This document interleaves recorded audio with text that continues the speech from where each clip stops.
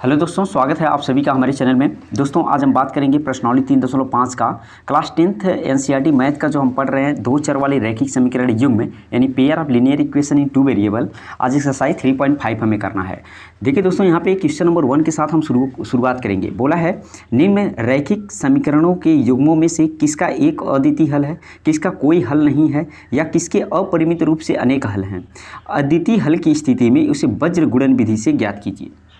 ध्यान दीजिए, मैंने ये सब जो कंडीशन होता है ना, अद्वितीय हल, कोई हल नहीं है या अपरिमित रूप से अनेक हल हैं, ये सब मैंने एक वीडियो में बताया था। चलिए फिर से एक बार और उसको दिखाएंगे। लेकिन जरा यहाँ पे बोला है कि वज्र गुणन विधि से हल करिए, तो ये वज्र गुणन यानी क्रॉस मल्टीप्लिकेशन मेथड। देखिए इसका दो मेथड इक्वेशन का, लीनियर इक्वेशन का दो मेथड से मैंने कराना सिखाया था। कौन कौन मेथड से, तो देखिए ध्यान से। पहला था प्रतिस्थापन विधि यानी सब्स्टिट्यूशन मेथड। मतलब प्रतिस्थापन मीन्स एक किसी दो रिलेशन था तो एक रिलेशन से किसी एक का वैल्यू उठा के दूसरे में हम रखते थे, वहाँ पे ये वैल्यू निकल जाता था एक्स वाई का। दूसरा इलिमिनेट करे थे, माने ये दो वैल्यू में से एक्स वाई का अगर दोनों बराबर होता था उसको काट देते थे। उसको भी हमने विलोपन विधि देख लिया है पिछले एक्सरसाइज में। नहीं देखें तो उस वीडियो का लिंक जो है डिस्क्रिप्शन बॉक्स में है, इन दोनों का प्रतिस्थापन विलोपन का। इस पे जाके पिछले वाला वीडियो आप देखिए तो पूरा आपको समझ में आ जाएगा ये वाला, अगर नहीं देखें तो। चलिए आज हमें बारी है वज्र गुणन विधि का, है ना। ये वाला तो पहले हमने करा दिया था, राइट। आज किसकी बारी है, वज्र गुणन विधि यानी क्रॉस मल्टीप्लिकेशन मेथड का, राइट। क्या होता है ये, चलिए हम इसको सीखते हैं और कैसे इसको करते हैं। देखिए बहुत ईजी तरीके से समझ में आना, और वीडियो को पूरा इसके बीच में नहीं करिएगा, पूरा देखिएगा तभी आपको समझ में आएगा। तो चलिए हम करते हैं इसको, ठीक है ना। देखिए ध्यान से, कोई भी लीनियर पेयर का स्टैंडर्ड जो फॉर्म होता है इक्वेशन का, क्या होता है, a1x प्लस का b1y प्लस का c1 इक्वल टू 0 होता है, राइट। ये इक्वेशन नंबर 1 हो गया। Pair of linear equation in two variable है ना, तो यहाँ पे एक इक्वेशन मैंने लिख दिया। एक है a2x प्लस का यहाँ पे b2y और प्लस का c2 इक्वल टू 0 है, रिलेशन नंबर 2, राइट। देखिए हमें करना है, दो विधि तो हमने किया है, इस मेथड से हमें करना है। तो कैसे करते हैं जरा ध्यान से देखना। यहाँ पे x का गुणांक a1 है, यहाँ पे x का गुणांक a2 है, यहाँ y का गुणांक b1, y का गुणांक b2, ये कांस्टेंट होता है, राइट। देखिए इसको करने के लिए सबसे पहले यहाँ पे x लिखिए, यहाँ पे y लिख देंगे और यहाँ पे 1 लिख देते हैं, राइट। अब देखिए हम जो है x के दाएं और बाएं, ठीक है ना, बाएं और दाएं, और इसके y के बाएं और दाएं, इस 1 के बाएं और दाएं वैल्यू लिखते हैं। कैसे लिखते हैं ज़रा ध्यान से देखिए।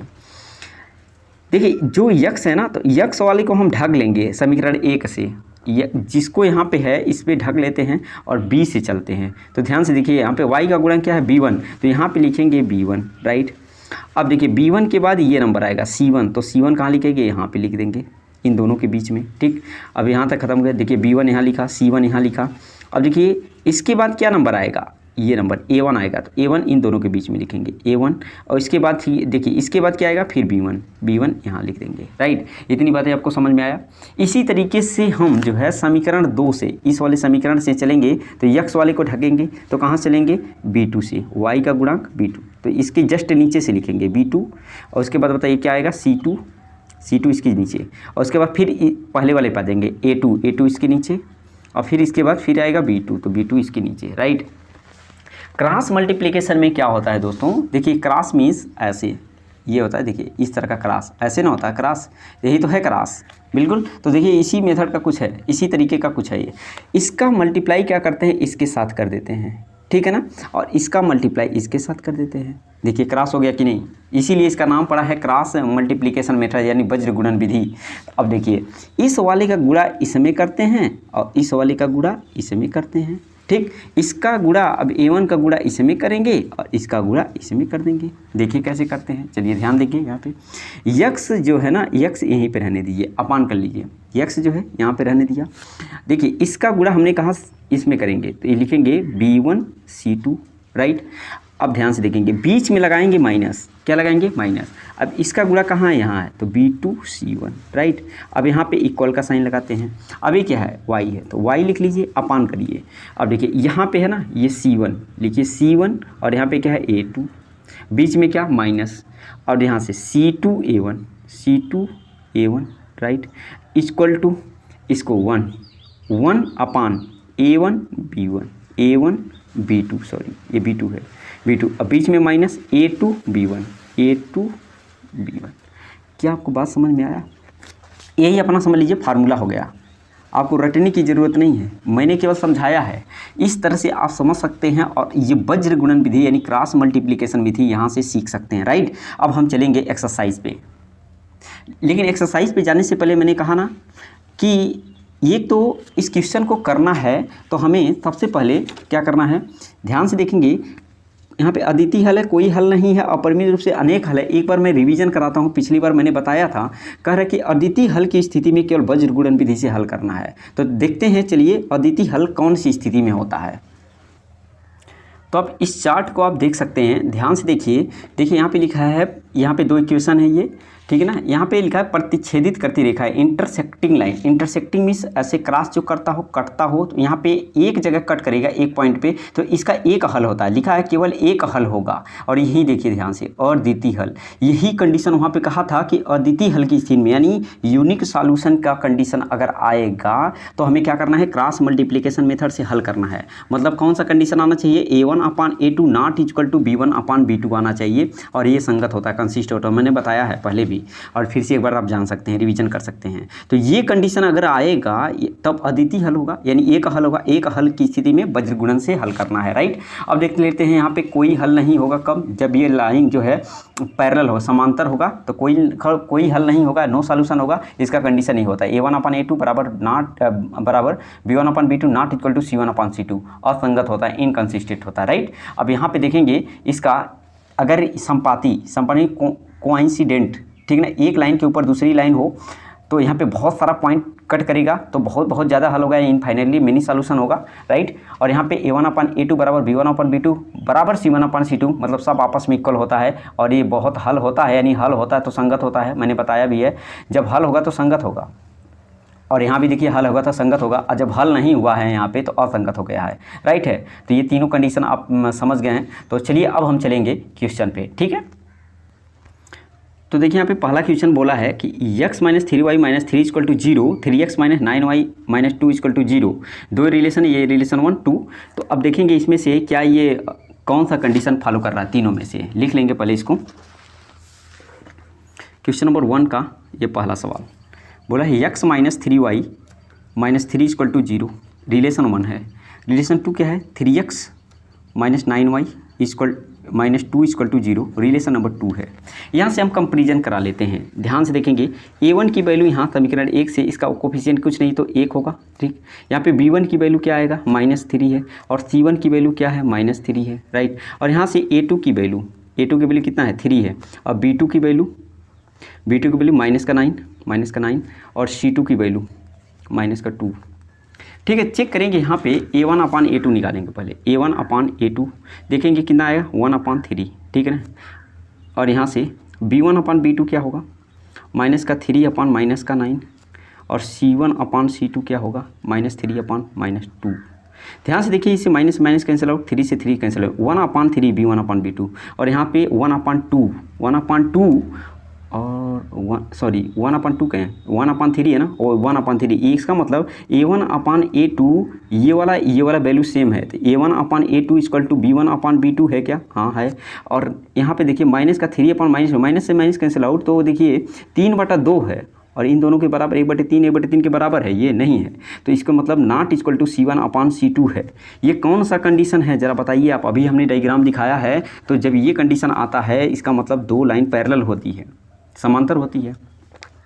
समांतर के लिए है, समांतर के लिए है, ये समांतर के लिए कंडीशन है। इसका मतलब इसका कोई हल नहीं होगा, क्या होगा, कोई हल नहीं होगा, ये बोला था। और जब कोई हल नहीं होगा तो हमें वज्र गुणन से हल नहीं करना है। ये वज्र गुणन यानी क्रॉस मल्टीप्लिकेशन से नहीं करना है। कौन सी कंडीशन से करना है, अद्वितीय के लिए। तो अद्वितीय तो आया नहीं, यानी यूनिक सॉल्यूशन तो आया नहीं, ये तो आ गया नो सॉल्यूशन, कोई सॉल्यूशन नहीं, ठीक है ना। तो नो सॉल्यूशन के लिए आ गया है, इसका मतलब हल नहीं करना है वज्र से। चलिए छोड़िए, दूसरे क्वेश्चन पे आते हैं, क्वेश्चन नंबर 2 पे।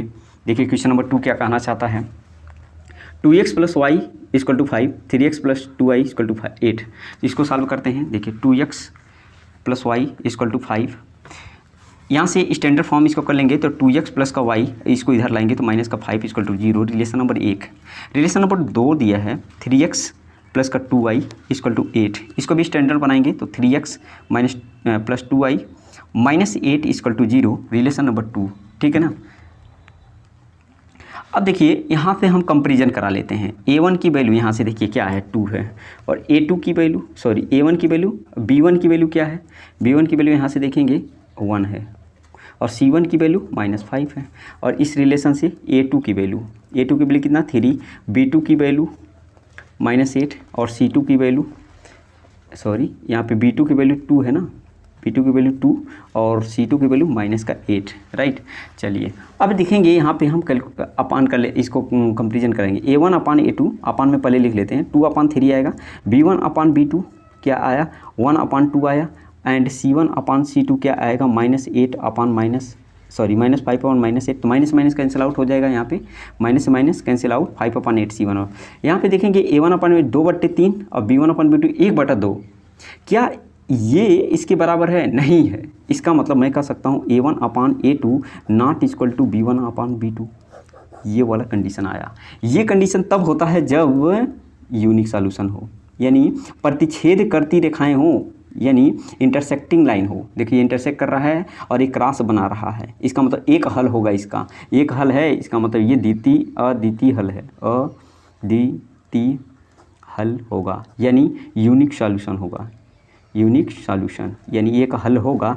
जब एक हल होगा तो कहा था अद्वितीय हल के लिए ये अद्वितीय हल आ रहा है, तो कह रहा कि क्रॉस मल्टीप्लिकेशन मेथड से इसको हल करना है, एक्स वाई का वैल्यू निकालना है। तो चलिए कर लेते हैं। ये है दो रिलेशन, इसको हम सॉल्व करेंगे। तो हमने कहा है क्या करेंगे, एक्स लिखेंगे एक जगह वाई लिखेंगे, और एक जगह क्या लिखेंगे, 1 लिखेंगे, ठीक है ना। इस तरह से आप दूर दूर लिख लिए।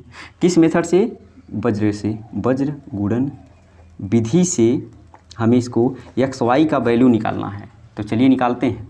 तो हमने कहा है यक्स जब लिखेंगे तो यक्स वाली को ढक देंगे, यक्स वाली को यहाँ पे देखिए समीकरण से यक्स को ढकेंगे तो वाई एल चलेंगे, तो वाई का कोफिशिएंट 1 है तो 1 लिखेंगे। उसके बाद क्या लिखेंगे, -5 लिखेंगे। तो यहाँ पे लिखिए 1 कहाँ लिखेंगे, यहाँ लिखेंगे। अब 5 कहाँ लिखेंगे, देखिए 1 लिखा गया। अब ये जो 5 है माइनस का, तो यहाँ पे लिखेंगे -5। अब देखिए इसके बाद जो है पीछे आएंगे, इधर पीछे आएंगे तो 2 पे आएंगे, तो 2 लिखेंगे, 2 यहाँ लिख दीजिए। उसके बाद फिर इसी पे आ जाएंगे 1 पे, तो 1 लिख देंगे यहाँ पे, ठीक है ना। अब देखिए अब क्या करेंगे, समीकरण 2 से चलेंगे। समीकरण 2 से ये वाला वैल्यू लिखिए, एक्स वाले को ढकेंगे, 2 से चलेंगे, फिर 8 लिखेंगे, फिर 2 लिखेंगे, फिर ये 3 लिखेंगे, फिर 2 लिखेंगे, ठीक। तो पहले 2, तो 2 1 के नीचे लिखा जाएगा, और यहाँ पे माइनस का 8, तो माइनस का 8 यहाँ पे, और इसके बाद क्या आएगा, इसके बाद 3 आएगा, तो 3 यहाँ पे, और इसके बाद क्या आएगा 2, तो इस 2 यहाँ पे, ठीक है ना।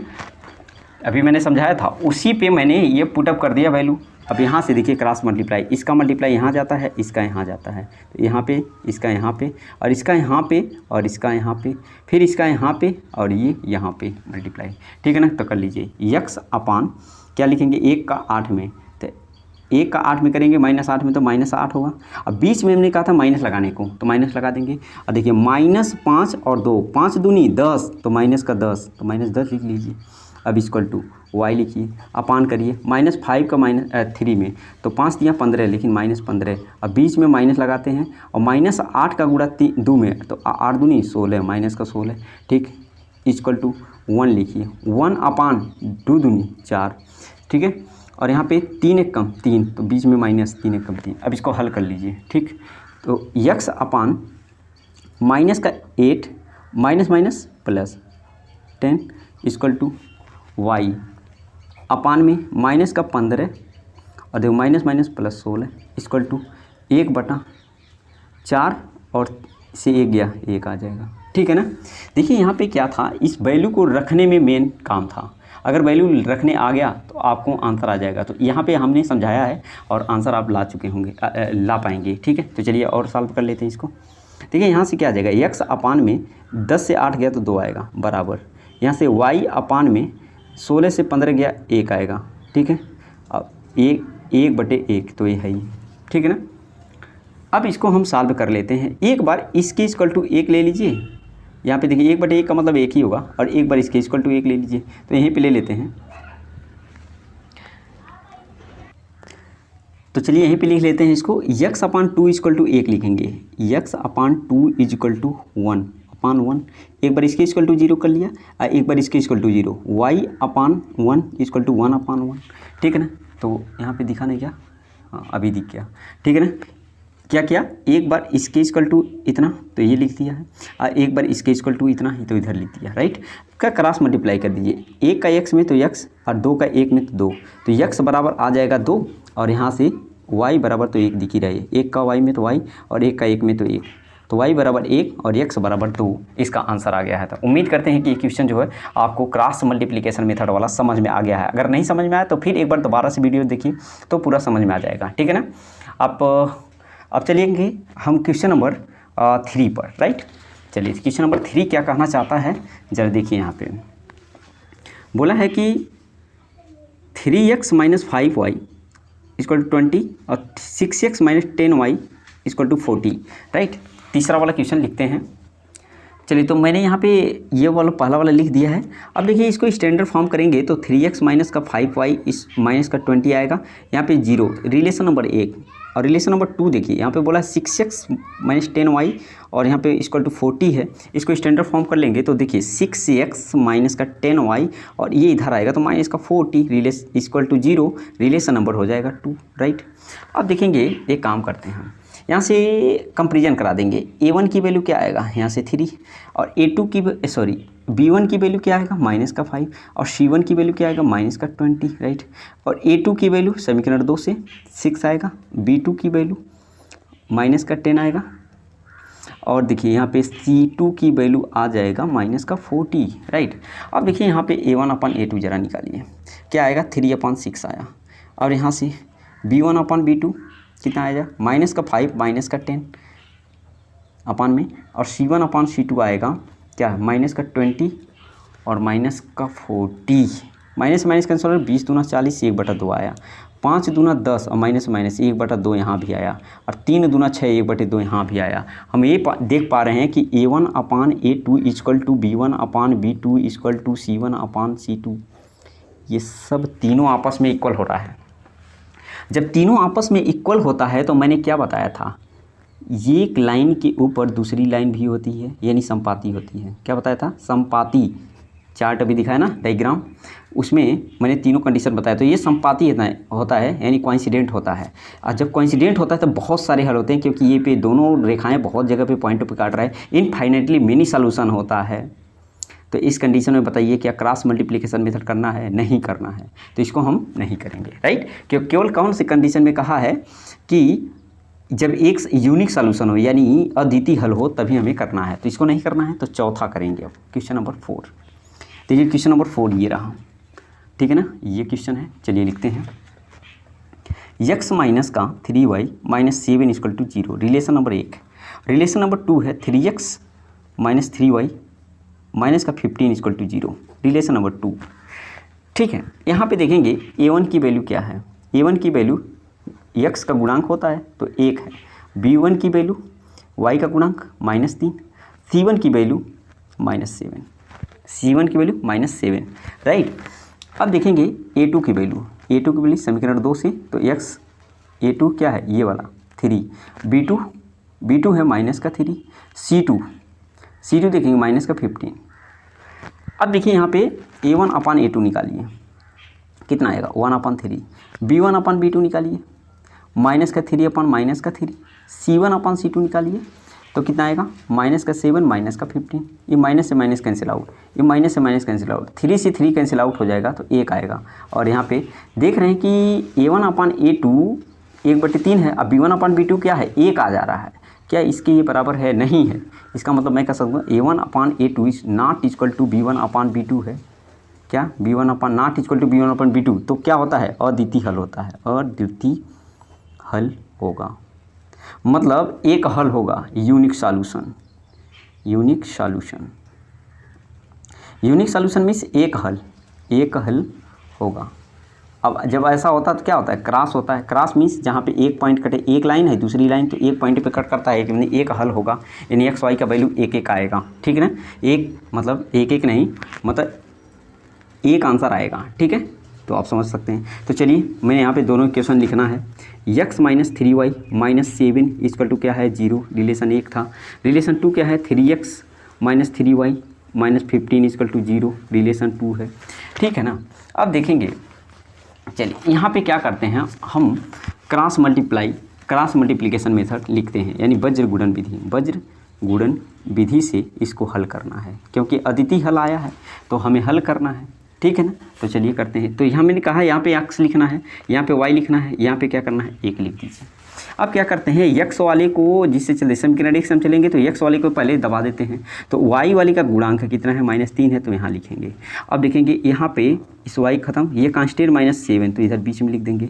और इसके बाद क्या आएगा, फिर से x पे आएंगे। अब x का गुणांक कितना है 1 है, तो यहाँ बीच में लिख देंगे इन दोनों के 1। और जब लिखते हैं तो बीच में लिखते हैं, ज़रा ध्यान देना है आपको। ठीक है। और देखेंगे 1 आ गया यहाँ पे x पे, और फिर से इसी पे आ जाएंगे जहाँ से चला था, यहीं से चला था ना, तो यहीं से फिर आएगा। तो कहाँ लिखेंगे 1 के इधर, तो कितना आएगा 3 -3। ठीक है, -3 लिख दिया। अब इस समीकरण 2 से x वाले को पहले दबाएंगे, क्योंकि x के नीचे लिखना है ना, तो x को दबाएंगे तो इस y से चलेंगे। तो कितना है y का -3, तो इसके जस्ट नीचे लिख देंगे -3। ठीक। इसके बाद किस पे चलेंगे -15, तो इसके नीचे लिखेंगे। और यहाँ के बाद फिर से इस पे आएंगे तो यहाँ पे 3 लिखेंगे, और इसके बाद फिर इसी पे आ जाएगा -3। राइट। तो इतना वैल्यू आपको लिखने आ गया। अब देखिए यहाँ से यहाँ मल्टीप्लाई कर देते हैं, और यहाँ से यहाँ मल्टीप्लाई कर देते हैं, यहाँ से यहाँ मल्टीप्लाई करते हैं, यहाँ से यहाँ करते हैं मल्टीप्लाई, यहाँ से यहाँ मल्टीप्लाई, और यहाँ से यहाँ मल्टीप्लाई। राइट। इस तरह लिखेंगे। अब तो x अपान में मैं लिख लूँ x अपान इसका मल्टीप्लाई यहाँ, तो देखिए वहाँ माइनस माइनस हो जाएगा प्लस, 15 × 45। अब बीच में होता है माइनस, मैंने फार्मूले में बताया था। ठीक है, बीच में माइनस, और देखिए ये माइनस और माइनस क्या हो जाएगा प्लस, और 7 × 21 आएगा। ठीक, बराबर यहाँ पे y लिखिए अपान इसका माइनस का 7 का 3 में, तो 7 × 21 और माइनस है तो माइनस का 21। ठीक है। अब 15, अच्छा देखिए ध्यान से, ये 15 क्या है माइनस में है, तो माइनस का 15, अच्छा यहाँ पे माइनस लगाते हैं पहले फार्मूले में, और माइनस यहाँ ऑलरेडी है, -15 कम 15 तो -15। ठीक। अब बराबर 1, अब बटे में 1 का 3 में, तो देखिए माइनस है, -3, 3 × 9, और ये भी माइनस है, तो एक ऑलरेडी माइनस फार्मूले वाला, और यहाँ पे माइनस, और 3 × 9 तो -9। राइट। अब यहाँ से हम सॉल्व कर देंगे इसको। तो ध्यान से देखेंगे x अपान में यहाँ 45 से 21 जाएगा, तो बताइए कितना आएगा, घटा देते हैं। 5 से 4 1 गया तो 4, 4 से 2 गया 2, 24 आएगा। ठीक है। Equal to y upon minus का 21, और ये माइनस माइनस प्लस हो जाएगा, कितना आ जाएगा माइनस माइनस प्लस और 15 इक्वल टू 1/- का 3 और माइनस माइनस प्लस 9। ठीक है। आगे हम सॉल्व करते हैं इसको, देखते हैं। देखिए यहाँ पे जब करेंगे तो 21 में से 15 घट जाएगा, 21 में से 15 घटा देंगे, और यहाँ पे 9 में से 3 घटा देंगे। ठीक। चलिए आगे लिखते हैं।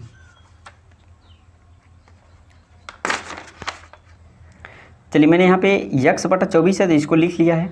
अब इक्वल टू y, 21 में से 15 घटाइए ज़रा, तो 15 × 6 = 21 होता है। तो देखिए इसमें से घटा तो माइनस का 6 आएगा। ठीक है ना। तो चलिए लिख लेते हैं। देखिए x/24 लिख लिया है, और यहाँ पे कितना आएगा -6 आया, y/-6, क्योंकि माइनस का 21 में से 15 को निकालना था। ठीक। अब इक्वल टू यहाँ पे देखिए 1/9 में से 3 जाएगा, तो 9 में से 3 गए तो कितना आएगा 6, तो 1/6 आया। ठीक है ना, 1/6 लिख दिया। एक बार इसके इक्वल टू 0 इतना कर लीजिए, 1/6 x/24 बराबर 1/6। एक बार इसके इक्वल टू x - 6 1/6। तो इसको सॉल्व करें, 6 × 4 = 24, और x का क्रॉस मल्टीप्लाई, x 4 × 4, x का वैल्यू आएगा 4। और यहाँ पे देखिए y का, अच्छा 6 से 6 काट देंगे तो यहाँ -1 का गुणा 1 में, तो माइनस का 1 आ जाएगा। y का वैल्यू -1 और x का वैल्यू 4 आएगा यहाँ से। तो उम्मीद करते हैं कि क्वेश्चन जो है आपको समझ में आ गया। अब चलेंगे नेक्स्ट क्वेश्चन पे। तो वज्र गुणन क्रॉस मल्टीप्लिकेशन मेथड जो है, आपको हमें लग रहा है कि मैंने 2 क्वेश्चन करा दिया है कि आप एकदम बिल्कुल ईजी तरीके से आप समझ गए हैं। इसी तरीके से 1-2 बार हैबिट में आप रखेंगे तो क्रॉस मल्टीप्लिकेशन में से वज्र गुणन विधि जो है आपको कभी माइंड से उतरेगा नहीं। ठीक है। तो चलते हैं आप क्वेश्चन नंबर 2 पर।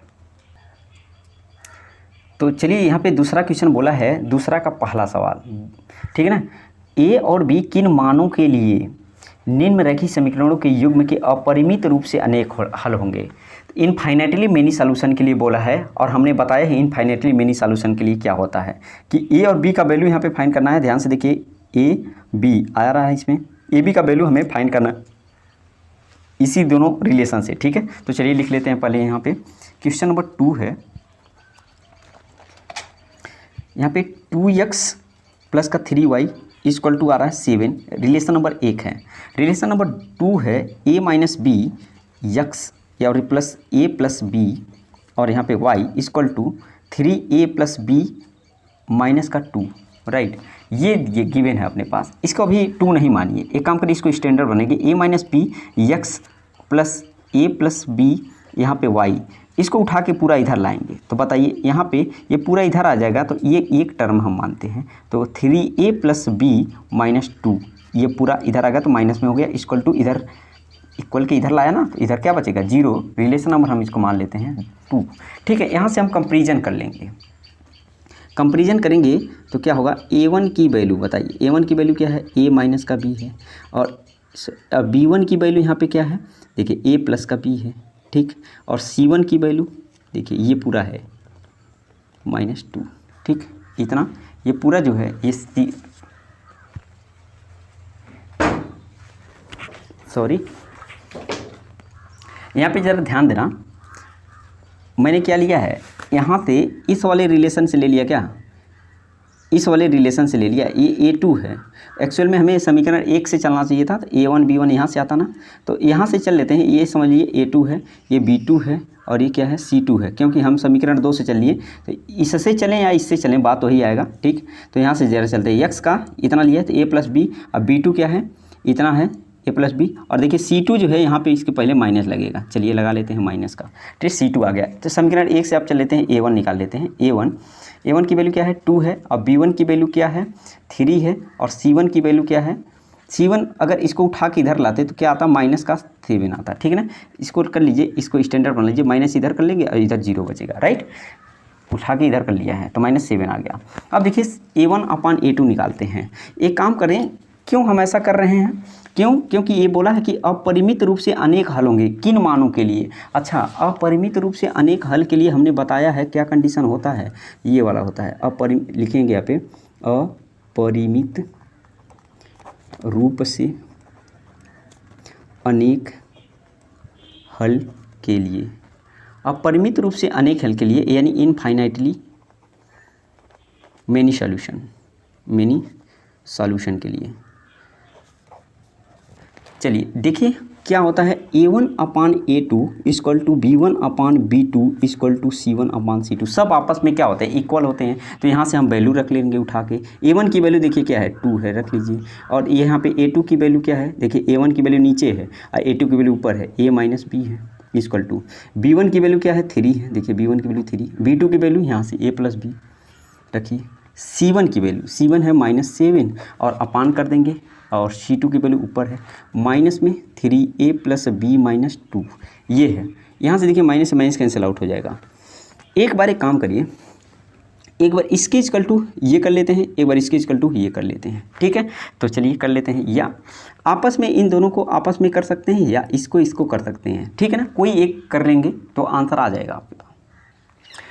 तो चलिए मैं यहाँ पे इन दोनों को पहले आपस में बैलेंस कर लेते हैं। 2/में a minus B equal to 3/में a प्लस बी, एक बार इन दोनों को मैंने आपस में बराबर कर लिया और एक बार जानते हैं इसको और इसको आपस में बराबर कर लिए, 3/a प्लस का b इक्वल टू 7/में 3a प्लस बी माइनस 2, ठीक है। यहाँ से चलिए करते हैं, इसका 2 का मल्टीप्लाई इस पूरे में होगा क्या, क्रॉस मल्टीप्लाई जब करेंगे तो 2 का a प्लस बी में इक्वल टू 3 का इसमें a प्लस बी में, सॉरी माइनस है यहाँ पे माइनस बी में, देखिए यहाँ पे 2a प्लस का 2b हो जाएगा मल्टीप्लाई होने से, यहाँ 3a माइनस 3b हो जाएगा, मल्टीप्लाई कर दिया।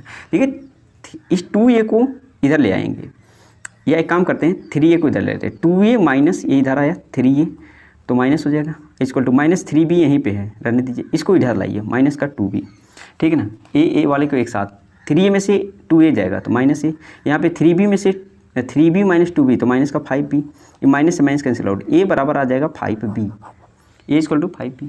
और यहाँ से ज़रा हम चल रहे हैं तो इससे क्या आएगा, देखिए 3 का यहाँ क्रॉस मल्टीप्लाई ऐसे करेंगे इसका यहाँ, तो 3a प्लस का b माइनस का 2 और इक्वल टू ये 7a प्लस बी, इस पाव इधर जाएगा ना तो 7a प्लस बी इंटू में थ्री जा 9a प्लस का 3b और यहाँ पे 3 2 जा 6 इक्वल टू 7 का a में तो 7a प्लस का 7b, राइट।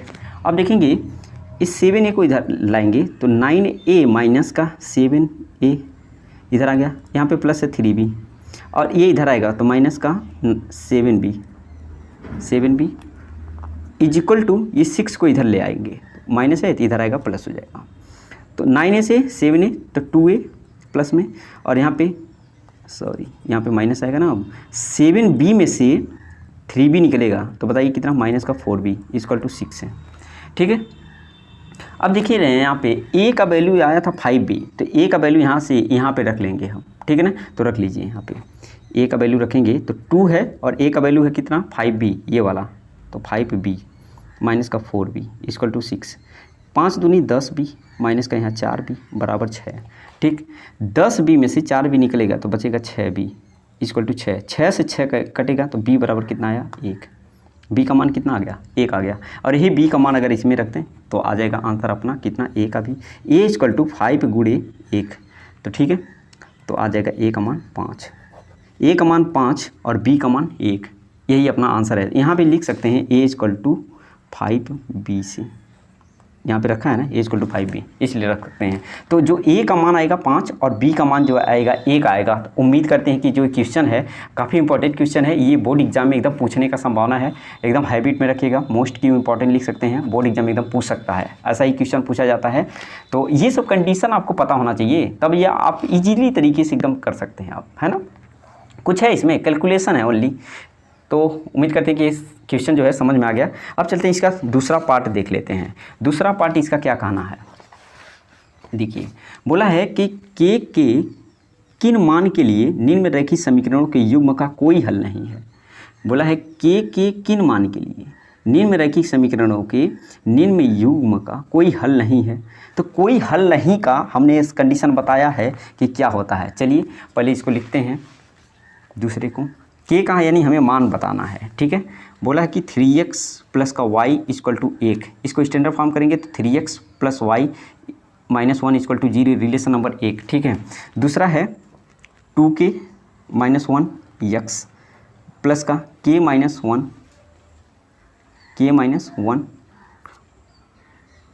y और इक्वल टू 2k प्लस का 1, ठीक। अब इसको भी स्टैंडर्ड करेंगे तो 2k माइनस 1 x और प्लस का k माइनस 1 y और ये इधर आएगा 2k प्लस 1 इक्वल टू क्या 0, समीकरण नंबर इसको 2 कर सकते हैं, ठीक है। तो 2 लिख दिया। अब क्या करें, ध्यान से देखेंगे, यहाँ पे बोला था कि युग्म का कोई हल नहीं है। इसका मतलब बोला है कि निम्न रेखीय समीकरणों के युग्म का कोई हल नहीं, तो कोई हल नहीं कब होगा जरा देखते हैं। कोई हल नहीं के लिए कोई हल नहीं तब होता है जब ये दो रेखाएं समांतर होती हैं, यानी पैरेलल होता है, समांतर की कंडीशन में होता है। और समांतर का कंडीशन कब होगा, जब a1 अपान a2 बराबर b1 upon b2 not equal to c1 upon c2 हो। तो चलिए, तो ऐसा कंडीशन देखिए, हम यहाँ पे वैल्यू ला के पुटअप करेंगे। ध्यान से देखेंगे रिलेशन नंबर 1 से a1 की वैल्यू कितना है 3 है, तो यहाँ पे 3 रखेंगे। a2 की वैल्यू समीकरण 2 से x का गुणांक होता है तो 2k माइनस का 1 है, लिख लेंगे, ठीक है। इक्वल टू b1 की वैल्यू यहाँ से 1 है, y का गुणांक होता है। यहाँ से देखेंगे y का गुणांक यानी b2 k माइनस 1 है, equal to not equal to है ना, not equal to c1 upon c2। तो c1 क्या है माइनस का 1 है और क्या है c2 की वैल्यू ये वाला है कितना 2k प्लस का 1, ठीक। ये कंडीशन इससे हम सॉल्व कर देंगे। देखिए ये इसके तो बराबर नहीं है ना, ये इसके बराबर है, तो यही दोनों से हम सॉल्व कर लेंगे, आंसर आ जाएगा, ठीक। तो चलिए देखेंगे 3 अपान में 2k माइनस 1 इक्वल टू 1 अपान में k माइनस 1, इसका क्रॉस मल्टीप्लाई कर लीजिए। इसका मल्टीप्लाई यहाँ 3 का k माइनस 1 इक्वल टू 1 का इसमें 2k माइनस 1, राइट। और देखेंगे 3k यहाँ मल्टीप्लाई करेंगे, 3k माइनस यहाँ पे 3 इक्वल टू 1 का 2 में तो 2k और 1 का 1 में तो माइनस 1, राइट। और देखिए 2k इधर आएगा तो 3k minus 2k equal to minus 1, ये इधर आ गया तो प्लस 3, ठीक। तो यहाँ पे कितना आएगा के, 3k में से 2 गया तो k, और यहाँ पे +3 में से 1 गया आएगा 2 आएगा। इसका मतलब k का जो वैल्यू आया 2 आ गया। तो यहाँ पे k का ही तो मान हमें फाइंड करना था। ध्यान से देखेंगे, बोला k के किस मान के लिए, तो k का हमारे मान 2 आ गया। तो उम्मीद करते हैं कि ये भी क्वेश्चन आपको समझ में आ गया है। काफ़ी इजी क्वेश्चन था। देखिए यहाँ पे कि ये वाला क्वेश्चन नंबर 2 और क्वेश्चन नंबर 1, ये दोनों जो था बहुत ही ज़्यादा बोर्ड एग्जाम के लिए इंपॉर्टेंट है। और ऐसे क्वेश्चन को एकदम हैबिट में रखिए। और ये कंडीशन जो होता है ना, ये कंडीशन आपको पता है, चार्ट के हिसाब से जो मैंने दिखाया है, अगर वो पता है तो ये सब आप कर सकते हैं ना। तो वैल्यू को उठा के पुट करना है और सॉल्व करना है। उम्मीद करते हैं कि क्वेश्चन आपको समझ में आ गया है। हमने क्वेश्चन नंबर 1 का पूरा क्वेश्चन और क्वेश्चन नंबर 2 का 2 क्वेश्चन मैंने यहाँ पे कंप्लीट करा दिया है। उम्मीद करते हैं कि ये वीडियो जो है आपको काफ़ी अच्छा लगा है। अगर अच्छा लगा तो वीडियो को लाइक करिएगा और शेयर करिएगा अपने दोस्तों में, अपने दोस्तों को ज़रूर बताइए। और वीडियो को पूरा देखने के लिए बहुत बहुत धन्यवाद। तो फिर से अगले वीडियो में मिलते हैं, तब तक के लिए बाय बाय दोस्तों। अच्छा, एक चीज़ और, अगर आप मेरी पिछली वीडियो जितना भी मैंने वीडियो अपलोड किया है उसको देखना चाहते हैं ना, तो सब्सक्राइब करने के बाद प्लेलिस्ट में जाइए। प्लेलिस्ट में सारा वीडियो पड़ा है, सिस्टम से मैंने प्लेलिस्ट बनाया है एक एक चैप्टर का। वहाँ से जाके आप सारे वीडियो को देख सकते हैं और लाभ ले सकते हैं। तो चलिए फिर से मिलते हैं अगले वीडियो में, तब तक के लिए बाय बाय।